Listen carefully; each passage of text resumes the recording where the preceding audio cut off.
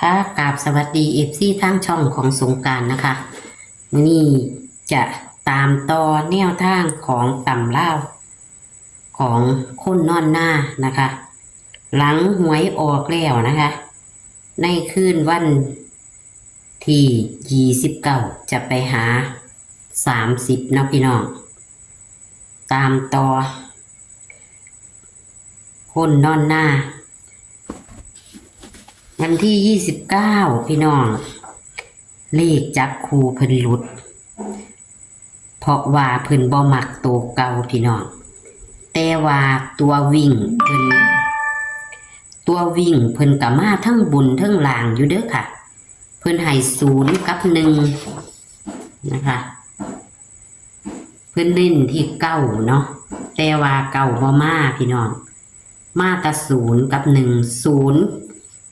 ก็ยังมา80คือเก่าพี่น้องเอ้ยเลขแม่คือมาออกแต่ตัวเก่าแท้80ทั้งหน้าเนาะมันออก081480พะนะเลขยังมาออกตัวเก่าคือเก่าอ้าวแต่ว่าตัววิ่งเพิ่นบ่พลาด0กับ1ก็มาทั้ง0ทั้ง1นะคะเอามื้อนี้ตามต่อกันค่ะพี่น้องเพิ่นจะให้เฮาเป็นตัวใดแต่ว่าอย่าเผลออย่าพลาดเด้อพี่น้องอย่าเผลออย่าพลาดจับคู่หลุดอาจจะเข้ามื้อนี้ก็ได้ค่ะสวัสดีค่ะฮัลโหลค่ะโอ้นางงงเนาะผมเนี่ยนั่งงงติ นั่นล่ะบ่เอาตัวเก่าหลาย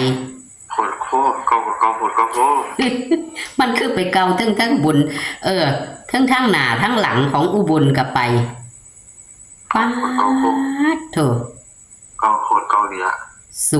08แล้วก็มาทางเฮายังมา80ตัวเก่าอีกมันล่ะบ่ยับหนีจักเม็ดตลอดปัญญามันบ่หนีเฮาบ่ถือดอกมันก็บ่หนีเพราะว่า480คือเก่าอันนี้มันยับออกแต่ตัวหนึ่ง1เฮาก็มาเนาะ0เฮาก็มีอยู่เนาะแต่ว่าหังเจ้ามันก็เข้าอยู่เลขวิ่งเฮาก็ตะวิ่งบ่เก่งเฮาก็1กับ0มาทั้ง2อีกก็มาทั้ง2ทั้งบุญทั้งลางอยู่คันเพิ่นไปวิ่งก็เด้ก็บ่พลาดดอกหอยเป็ดหอยแก๊สมันเป็นหอยอยู่คันแม่นหอยแปดก็จะกอดคอกันมาแม่นบ่ตัวเก่าครับคนเอาแม่เนาะเจ้าก็ว่าตัวเก่าข่อยบ่เอาข่อยบ่มักเจ้าก็ว่าแต่จังสี่จังสั่นแล้วมาจนได้เก่าก็เก่าโหดเก่าโหเฮ้ยบิดจักตัวนี่เลขเพิ่นบ่หมุนแต่เพิ่นต้องนั่งเบิ่งอยู่ก็จะงงหมดเนาะตอนนี้เป็นเลข1ตัวแต่ว่าเป็นเลข0ตัวเดี๋ยวจังว่า480เนาะค่ะมันขึ้นว่า0480แม่นมันยับออกอันแต้มเดียวมันแม่นอยู่ที่ว่าซั่นมันเอาบอก1เข้ามาเด้บอกวิ่งออกเก่งเนาะมันยากได้เนาะจ้าอย่ามันบ่มีหม่องใดแต่ว่ามันก็ยังได้อยู่บนละยังเข้าบนเข้าล่างอยู่เพราะว่าบางอันนั้นเราคุมมันค่ะ1ก็มา14อยู่0ก็มา80อยู่คือเก่าเอาค่ะเอาไม้เฮาเป็นจังเลยแล้วเนาะจับกับประเทศวันนี้แม่อาเกณฑ์จับไปจังเลยนี่แม่ไปสิเอาทำไมแม่ค่ะตกเกงวัน012นะ012ครับ012ตีที่เราอยู่บ่เอาอย่าว่าเด้อรอบนี้ล่ะมันสิกอดข้อกันมาอีกเนี่ยเอามันถือคู่เดียวแล้วตรงๆเลยติฝาดมันคู่เดียวเลยติเอามันตัวเดียวแล้วมันติดตัวเก่าเลยแม่ตอนนั้นมันก็เป็น1357คือเก่าแล้วค่ะมันเอาของแกงไว้ยังบ่ดีนี่มันมาได้ตัวเก่ามันมาได้เห็นบ่มื้อนี้มันก็ยังมามันมาแต่ตัวเก่าบ่เนาะตัวเขามาบ่มาเนาะจั่นแล้วว่าสิเอา8กับ8เนาะมาดูเขาเบาคือเขา 708080มันอย่างนี้ 08แล้วก็มา80 357ใช่ไหม 357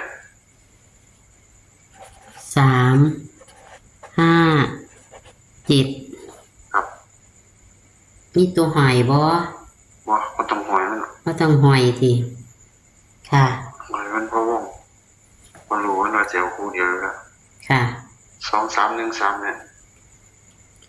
2363 03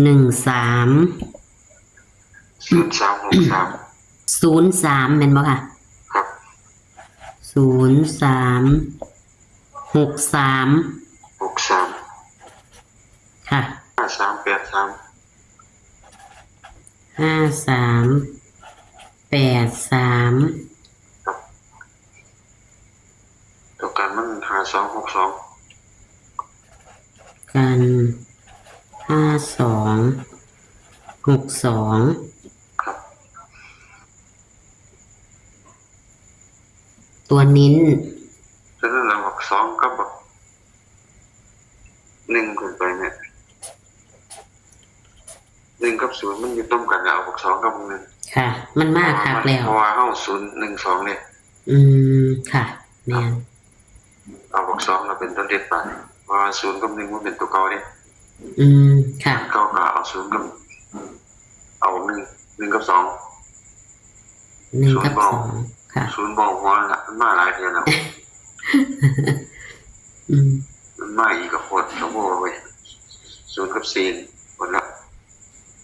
4ก็บ่ยับหนีหม่องเก่าของมันคือเก่าอยู่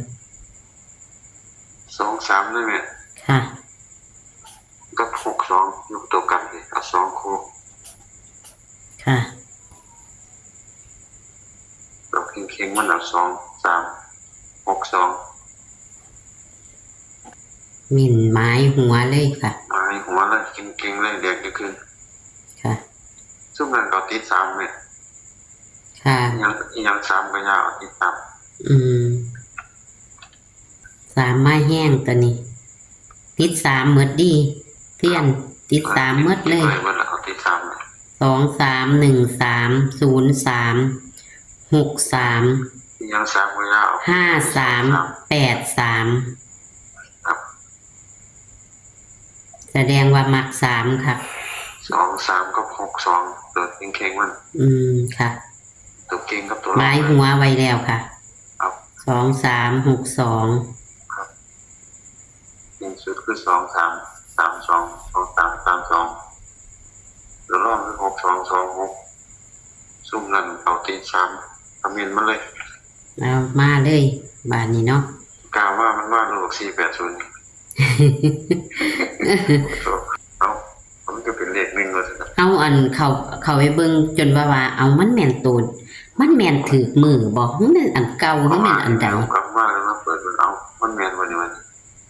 ก็ได้ว่าอยู่ 80ที่นั่นน่ะเอาขึ้นบน80หน้าว่ะ แต่สะอ่อนมากขัดมากนี่ เอานี่แต่80มันขึ้นเก่าหาแล้ว ค่ะ มันเป็น เก่าหา04แล้ว ค่ะ อันนี้801 14 เอาสิแม่นที่ว่าซั่นน่ะ รอบ่อีกแม่นนี่เลยไป เบิ่งทางหน้าเท่านั้น ที่ไหนก็ยังแม่น เปลี่ยนทางหน้า บ่ไปใช้ยังไม่รู้ ค่ะ เพราะว่าอยู่ทางหน้าแค่นั้นเองครับ ค่ะ ถ้าบ่อยู่ทางหน้าเพิ่นให้ นี่หยังบ่แม่นค่ะ ซะนะ ค่ะ ครั ค่ะ บ จังไดก็ให้เพิ่นโชคเพิ่นหมานอีกคือเก่าล่ะมื้ออื่น ผมมักบ่หนึ่งก็เบิ่งบ่เก่งเฮาละ ค่ะ บ่นี่ครับ ค่ะ ขอบคุณเด้อค่ะ ครับ ค่ะ ครับขอบคุณครับ สวัสดีค่ะ สายวิ่งบ่ผิดหวังเด้อค่ะพี่น้องเด้อสายวิ่งมาทั้ง0มาทั้ง1นะคะแต่ว่าเพิ่นเน้นเก้ากับ1เก้าว่ามาเพิ่นเลยมาเพิ่นบ่เอา0เพิ่นว่ามันมาแล้วมันกลับมาอีกค่ะพี่น้อง0กับ1มาทั้งบนทั้งล่างนะคะแต่จับคู่มื้อนี้เพิ่นบ่เข้านะคะ วันที่30 กรกฎาคม 69 นะคะ คนนอนนา ให้มานี่ค่ะอย่าเผลออย่าพลาดเด้อค่ะคันเฮาเผลอไปกับมันออกของเพิ่นแต่ว่ามื้อนี้บ่กอดข้อกันมาแต่ว่าอย่าเผลออย่าพลาดเลขวิ่งเข้าทั้งบนทั้งล่างนะคะค่ะนี่ค่ะแคปหน้าจอค่ะพี่น้องเน้น2หางค่ะเน้น2หางก็คือ2362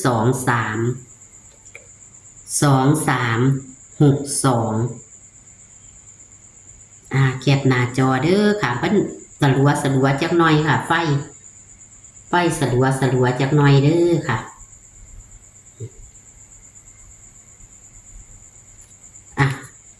โชคมันกับคนนอนหน้าเหมือนเดิมค่ะพี่น้องอย่าเผลออย่าพลาดค่ะขอคนละไลค์คนละแชร์นะคะให้กับคนนอนหน้าและช่องของสงกรานต์เหมือนเดิมค่ะโชคมันกับตำเล่ามืออื่นนะคะสวัสดีค่ะ